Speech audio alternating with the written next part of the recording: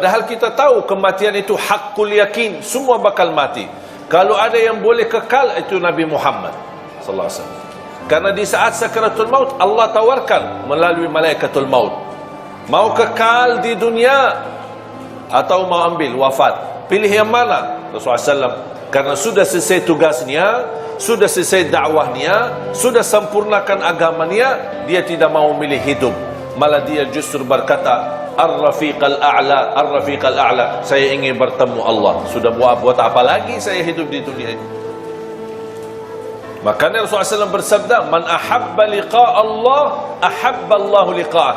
Barang siapa yang mencintai bertemu Allah, Allah juga cinta dan sayang bertemu dengan kita.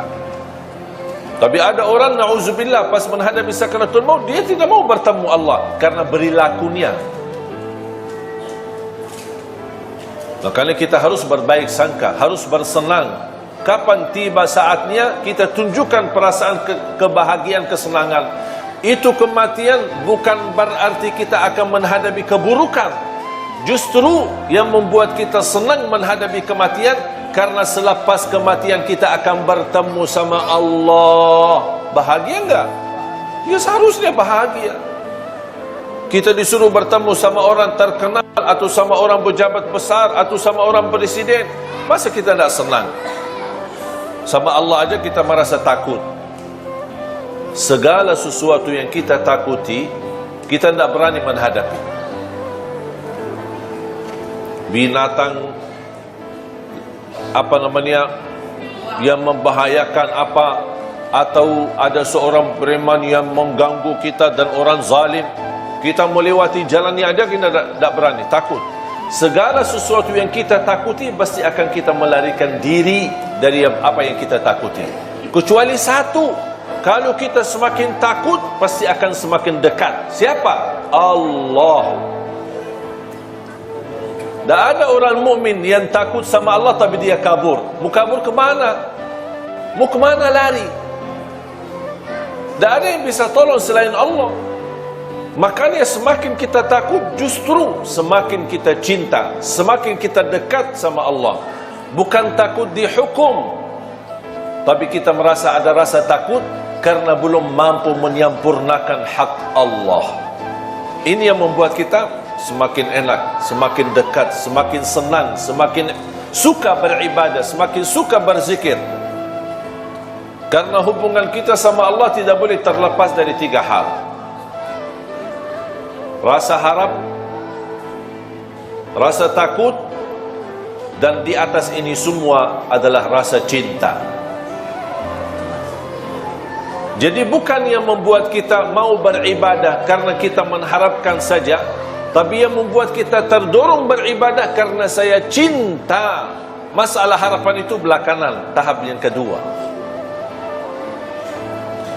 Yang membuat saya takut menjauh dari dosa dan maksiat, menjauh dari durhaka sama orang tua, menjauh dari hasud, menjauh dari dengki, menjauh dari sifat sombong dan dosa-dosa yang lain. Apa yang membuat? Bukan karena dilarang dan saya takut melanggar larangan Allah. Yang membuat saya takut tidak berbuat dosa maksiat karena saya cinta sama Allah.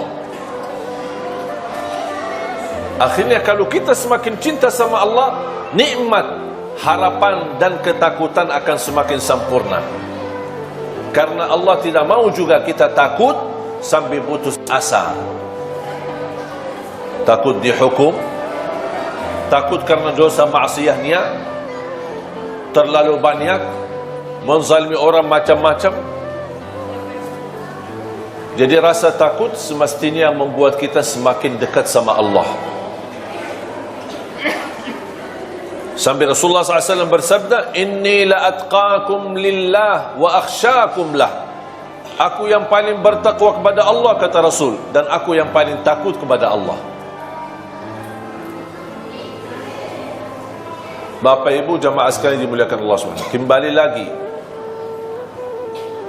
yang mendorong kita saat beribadah tidak boleh terlepas dari 3 poin atau 3 hal. Harap. Apa yang kita harapkan dari Allah? Ridha. Kita harap Allah ridha.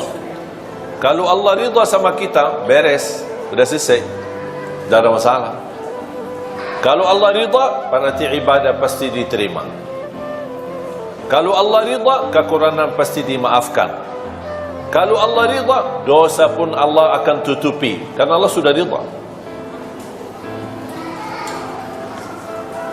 Ada rasa takut, bukan takut dihukum, tetapi kita takut semakin beribadah, tapi ada rasa takut, jangan-jangan Allah tidak mau terima amal ibadah saya. Oh, barangkali ibadah saya belum baik, barangkali belum ikhlas, barangkali belum sempurna, ada kekurangan khusyuk. Saya kadang-kadang suka berzikir, tapi lebih banyak suka malas. Ini muncul rasa takut. Takut kekurangan ibadahnya, tidak sesuai dengan perintah, tidak sesuai dengan ajaran agama, tidak sesuai untuk meniru Nabi Muhammad sallallahu alaihi wasallam. Dan rasa takut itu akan mendorong kita akan semakin lebih baik. Kalau saya salat asar atau saya salat zuhur, kayaknya belum sempurna ya, masih ada kekurangan, insya-Allah saya salat sunnah ba'diyah. Karena tugas salat sunnah qabliyah ba'diyah menutupi kekurangan salat wajibnya. Belum sempurna sunnah qabliyah ba'diyah, udah saya tambah lagi salat duha, saya tambah lagi sunnah wudu, saya tambah lagi salat tasbih, saya tambah lagi salat hajat. Belum lagi, masih ada kekurangan, saya tambah lagi salat tahajud. Walaupun 2 rakaat, tutup witir, tidak harus 8 rakaat, tidak harus 10, tidak harus 20. Boleh enggak saya salat tahajud cuma 2 rakaat? Ya boleh. Witir langsung ditutupi witir. Jadi tahajud itu tidak semestinya jumlah yang banyak. Boleh enggak kita salat malam tapi belum tidur? Ada orang tanya, aku mau salat malam tapi aja sudah jam 1 saya belum tidur. Asik lagi ngobrol sama suaminya, lagi mesra-mesra, senang-senang, atau lagi membahas diskusi soal anak, sampai kelewat waktunya, sampai jam 12, jam 1. Kalau tidur jam 1 takut ketiduran, bangun salat subuh, belum salat tahajud. Boleh enggak saya salat malam sebelum tidur? Ya boleh, daripada sia-sia. Ada orang berkata harus tidur walaupun sebentar. Maksudnya sebentar? Sampai saya pernah baca di salah satu komen, dia bilang wajib tidur sebelum salat malam, walaupun hanya tutup mata sebentar terus buka lagi. Bukan namanya tidur. La yukallifullahu nafsan illa wus'aha. Tidak ada ajaran yang membebani kita. Ibu-ibu, bapa-bapa yang sudah biasa tidur dan bangun tahajud, teruskan, itu lebih baik. Tapi yang belum terbiasa, malas-malasan, suka tidur dan ketiduran, syukur-syukur bangun subuh, daripada tidak salat witir dan salat malam, tertulis nama kita menjadi ahli tahajud, mendingan kita salat baru tidur. Ada orang bertanya, gimana kalau saya salat malam, tutup witir, kemudian saya tidur, tiba-tiba saya bangun, saya lihat jam, masih ada 40 minit belum azan subuh. Boleh enggak saya tahajud lagi? Boleh, tapi tidak boleh witir lagi, karena Rasulullah SAW tidak mengizinkan 2 kali witir dalam satu malam. Tidak boleh 2 kali witir dalam satu malam. Faham bu? Alhamdulillah, Islam mudah. Kalau ada, selalu ada harap. Apa yang kita harapkan? Ridha Allah. Di bawah ridha Allah pasti surga. Masa ada orang-orang beribadah tapi tidak mengharap surga? Terus maunya apa? Mau neraka. Harap surga dan takut neraka. Tapi lebih daripada harap surga dan takut neraka, yang membuat kita mau mencintai Allah, mau beribadah kepada adalah rasa cinta. Itu yang paling tinggi. Contoh, ibaratnya seperti burung. Kira-kira burung tambah kepala bisa terbang enggak? Burung dengan kepala tapi tidak ada sayap bisa terbang enggak? Itu orang mukmin. Kepala adalah cinta, dua sayap harap dan takut. Harus tiga-tiganya ada supaya hubungan kita sama Allah semakin baik, bisa terbang. Tapi kalau kepala ada cinta sama Allah, ada orang cinta tapi ibadahnya tidak jalan, tidak ada harap, tidak ada takut, tidak ada perasaan sama sekali, tidak bisa jalan. Sampai ada orang berkata, aku tidak, kalau Allah takdirkan saya masuk neraka ya tidak apa-apa, saya ikhlas kok. Masa begitu doanya? Ya Allah, saya kalau tidak diizinkan masuk surga ya tidak apa-apa. Itu namanya orang beribadah tapi tidak ada harapan, tidak mau harap ridha, tidak harap surga, tidak takut neraka, ya tidak apa-apa. Itu tidak bisa. Cinta ada, rasa harapan ada, dan juga takut ada. Takut amalan ibadahnya ditolak, takut tidak diterima, takut tidak sempurna, takut sia-sia. Iman ada yang amalannya sia-sia, ada. Sampai Allah ceritakan dalam Al-Quran, alladzina dhalla sa'yuhum fil hayatid dunya wa hum yahsabuna annahum yuhsinuna sun'a. Mereka yang merugi adalah yang datang di hari kiamat. Dia merasa dirinya telah berbuat banyak kebaikan, tapi kenyataannya di hari kiamat merugi semuanya karena mereka tidak ikhlas lillahi ta'ala. Sia-sia. Kalau orang mukmin dia takut amalannya jadi sia-sia. Dia takut amalannya menjadi riya. Berarti ada sifat takut. Jadi kembali lagi ingat, seperti burung, kepalanya adalah cinta, rasa cinta. Dua sayap harapan dan takut sama Allah Subhanahu wa ta'ala. Sama seperti ada orang bekerja, apa yang diharapkan? Upah. Masa dia mau bekerja, ya terserah bos, kalau mau kasih gaji boleh, tidak mau kasih tidak apa-apa. Ada yang mau enggak gitu? Tidak ada yang mau. Kalau dipotong aja pasti dia ngamuk. Pak, kenapa dipotong gaji saya? Oh, karena sudah 3 kali telat, karena denda, karena hukuman. Allah juga Maha Adil. Yang berlaku kita sama manusia berlaku sama Allah Subhanahu wa ta'ala. Dan Allah Subhanahu wa ta'ala walaupun Maha Adil, Allah lebih banyak menjalankan kasih sayangnya kepada kita daripada keadilannya. Contoh, A'udzu billahi minasy syaithanir rajim. Bismillahirrahmanirrahim. Walau yu'akhidhu Allahu an-nasa bima kasabu ma taraka 'ala dhahriha min dabbah walakin yu'akhiruhum ila ajalin musamma. فإذا جاء أجلهم فإن الله كان بعباده بصيرا. Surah Fatir, surah 35 ayat 45. Sekiranya Allah menghukumkan manusia atas setiap salah, niscaya tidak ada makhluk yang mampu hidup di muka bumi. Itu namanya adil. Karena sistem adil, yang salah wajib apa? Yang salah wajib dihukum. Kalau orang salah kemudian kena hukuman, itu namanya adil tidak? Yang tidak adil kalau ada salah tapi tidak ada hukuman, itu namanya tidak adil. Menurut ayat ini, surah 35 ayat 45, sekiranya Allah berkenan menjalankan keadilannya terhadap perilaku manusia, setiap salah, setiap dosa kena hukuman Allah.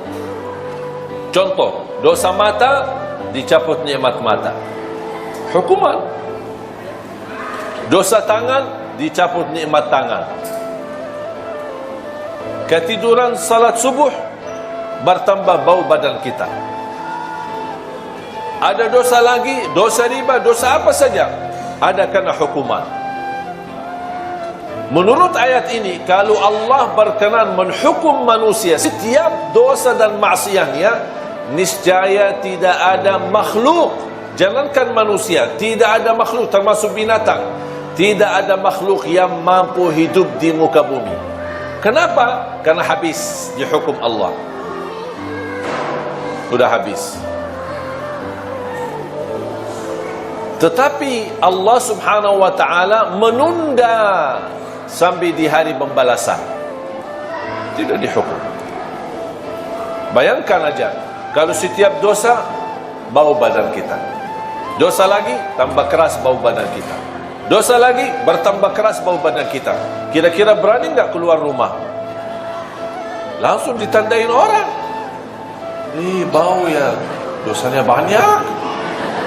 Langsung ditandain orang. Malu kita sama orang. Makanya tanda sesuatu salah atau dosa apa? Ada dua tanda. Kadang-kadang ada orang melakukan sesuatu, tapi dia berkata, tidak apa-apa. Mau nggak tahu ini salah atau tidak? Lihat dua hal. Pertama, ada nggak sesuatu di hati tidak enak? Kalau muncul perasaan di hati tidak enak, berarti itu tidak benar. Tinggalkan saja. Jangan kesana kemari cari fatwa. Majlis ulama, kiai, ustaz. Kalau sudah muncul perasaan di hati tidak enak, jauhkan. Kalau bukan haram, berarti syubhat. Syubhat. Hati-hati dari syubhat. Islam menajarkan hal-hal yang tidak jelas pun kita jauhi, apalagi kalau sudah jelas haram.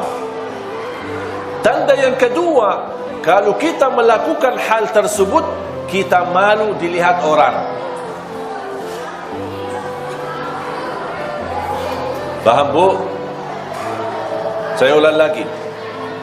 Tanda yang pertama, apa yang kita lakukan atau ada yang mau melakukan sesuatu, kalau muncul perasaan di hati tidak enak, berarti jangan dilakukan.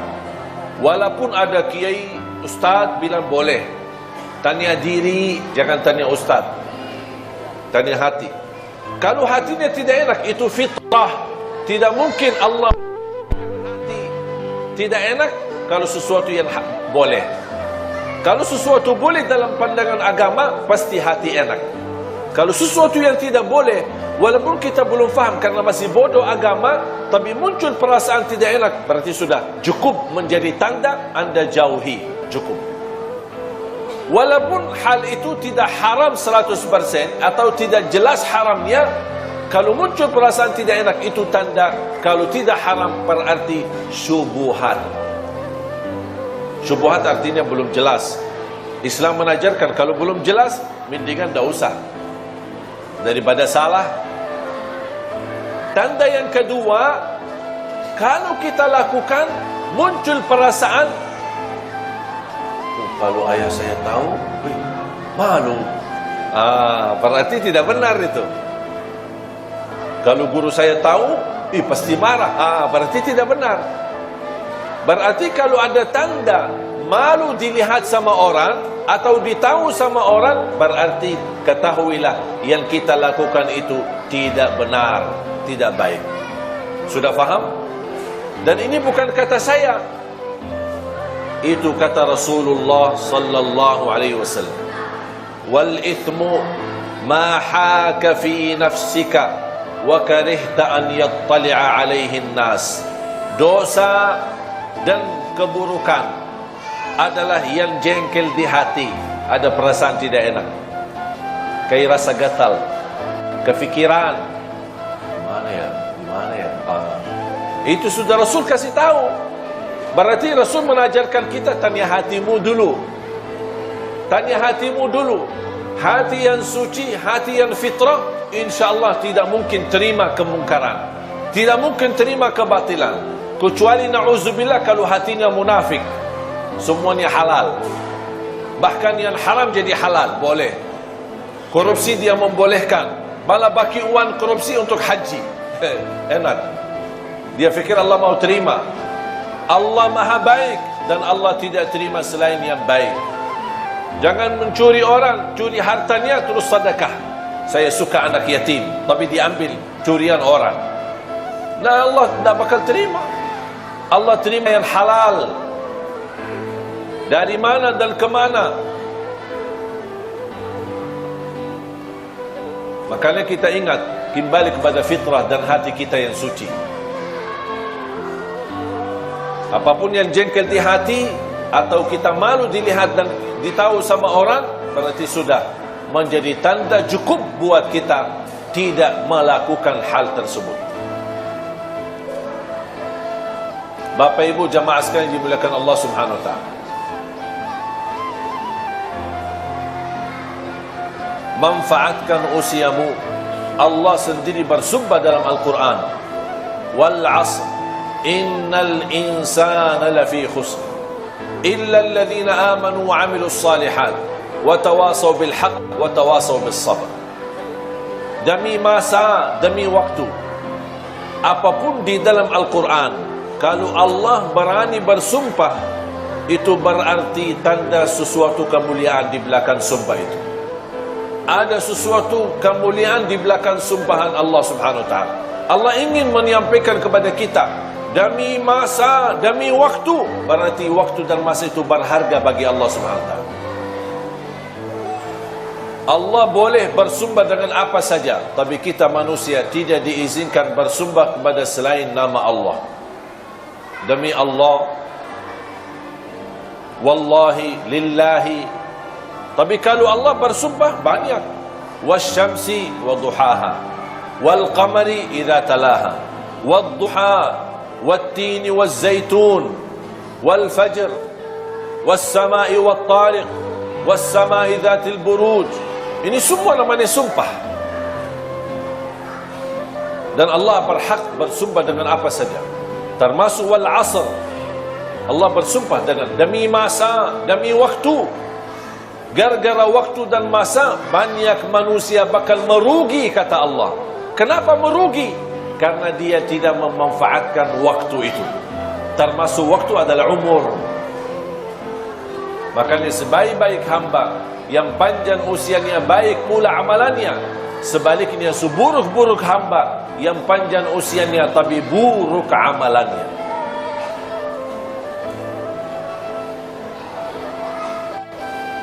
Jangan sampai menjadi orang yang merugi. Masih diberikan apa lagi nikmat sehat. Manfaatkan nikmat sehatmu sebelum kesakitanmu. Jangan kita hanya kenal Allah pas saat sakit. Sudah sakit, tidak akan maksimal. Dulu masih sehat, tapi tidak salat. Pas begitu sakit, tidak bisa berdiri, terpaksa salat duduk. Makanya di dalam keadaan duduk, pasti pahalanya tidak sempurna. Siapa yang diberikan kesempurnaan pahala ketika dia sakit? Kalau dia di masa sehat, tetap masih beribadah. Ketika dia sakit, Allah tidak akan menurani kesempurnaan pahalanya. Karena dia di masa sehat, tetap jaga ibadah. Beda sama yang dikurangi pahalanya. Di masa sehat dia tidak beribadah, pasti masa sakit dia ingat sama Allah. Allah tidak akan sempurnakan pahalanya. Makanya Rasulullah SAW mengingatkan, manfaatkan usia kuatmu di saat kuat, masih muda, sebelum kelemahanmu di saat lemah, sudah tidak kuat. Manfaatkan usia mudamu sebelum usia tuamu.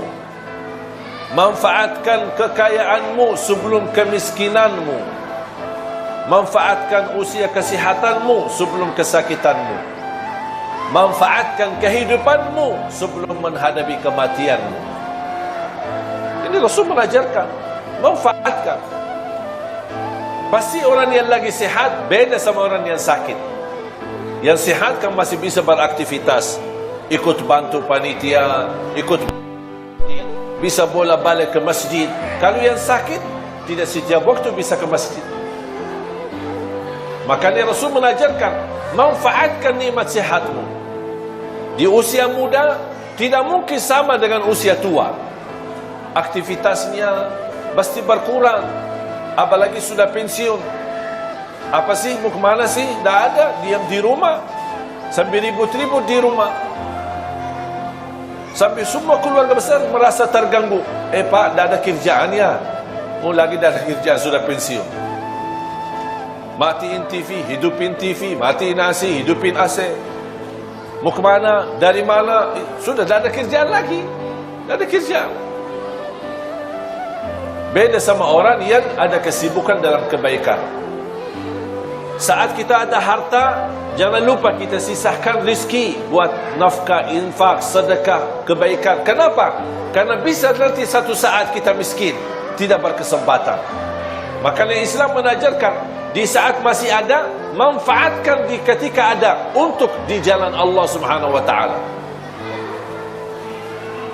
Supaya Allah ganti. Kalau tidak dapat diganti di dunia, dijamin akan diganti berlipat ganda di akhirat, sampai 700 kali lipat.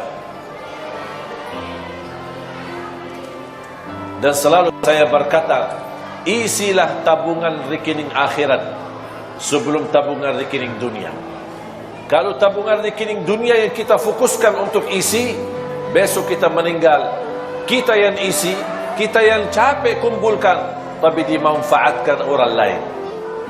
Ahli waris. Syukur-syukur kalau ahli waris salih-salihah, kalau tidak ribut-ribut.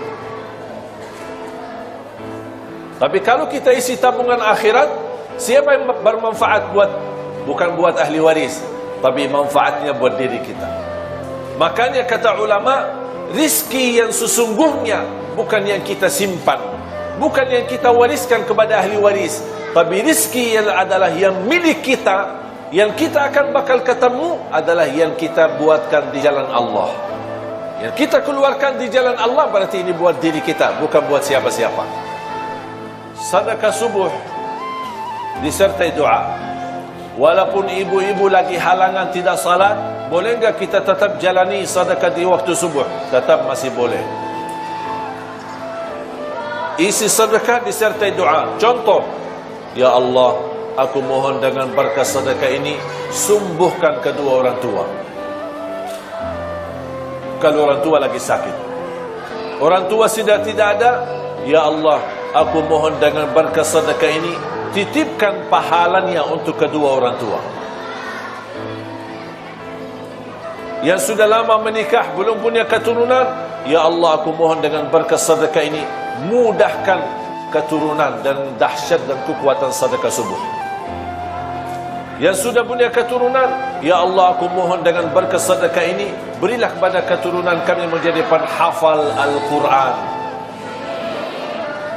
Lagi melamar kerjaan di mana-mana, kita isi sedekah subuh. Ya Allah, aku mohon berikan kemudahan lamaran kerja bisa diterima. Ya Allah, dengan berkah sedekah ini, mudahkan rezeki yang bisa membawa saya ke tanah suci haji dan umrah. Itu namanya sedekah disertai doa. Tapi tolong Bapak Ibu disesuaikan sedekahnya. Jangan sedekahnya koin tapi doanya sampai terbit matahari. Malu sama Allah. Kata malaikat, sedekahnya koin-koin, teng-teng-teng, tapi kok doanya dah habis-habis. Kalau saya usulkan, satu kali sedekah, fokus satu hajat. Begitu tuntas hajatnya, nanti lanjut lagi sedekah untuk hajat yang lain. Wallahi Bapak Ibu, sedekah subuh dahsyat manfaatnya. Mulai hari ini, ibu, bapa, adik-adik, teman-teman semua sekalian, mulai hari ini masing-masing punya kotak amal sendiri. Suami satu, istri satu, anak-anak satu, masing-masing. Termasuk anak-anak kita, supaya diajarkan dari kecil. Anak bayi kita, ibu yang masukin sedekahnya atas nama si bayi itu. Supaya mereka tertanam dari kecil cinta sedekah, cinta memberi. Karena ini sifat-sifat para nabi, para awliya, para salihin, memberi. Rasul pun tidak punya apa-apa tapi suka memberi. Makanya isi sedekah termasuk anak-anak kita. Ajarin anak-anak untuk bisa berdoa. Lagi menghadapi ujian, isi sedekah subuh, ya Allah mudahkan ujian biar saya lulus. Ajarin segala hajatnya sekecil apapun, insya-Allah diberikan kemudahan oleh Allah Subhanahu wa taala. Ajarin anak-anak kita seperti itu. Ketika sudah isi kotak amal atau botol atau kaleng, langsung sedekahkan dengan segala isinya. Kalau sudah isi, sudah full, tidak bisa isi lagi, sedekahkan.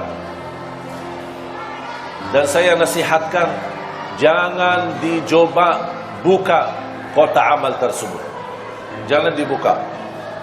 Saya khawatir kalau dibuka, rubah fikiran. Lumayan ini. Apalagi ada tagihan bulan ini, ada tagihan sana, tagihan sini. Udah. Karena sifat manusia cinta harta. Cinta harta. Biar orang susah payah miskin, tapi cinta tetap harta. Ketika muncul ada pemberian, dia tidak mau. Makanya saya bilang, ketika kotak amal jangan dibuka, tutup mata, serahkan aja. Boleh ke masjid, ke musalla, kepada salah satu pengurus yang kita percaya, atau ke yayasan, ini tolong silahkan bebas digunakan. Sedekah buat tahfizul Quran, membina anak-anak hafiz Quran, apa saja boleh kita sedekahin. Anak yatim, orang miskin, duafa, bisa kita kumpulkan. Sekali lagi, jangan dibuka ya.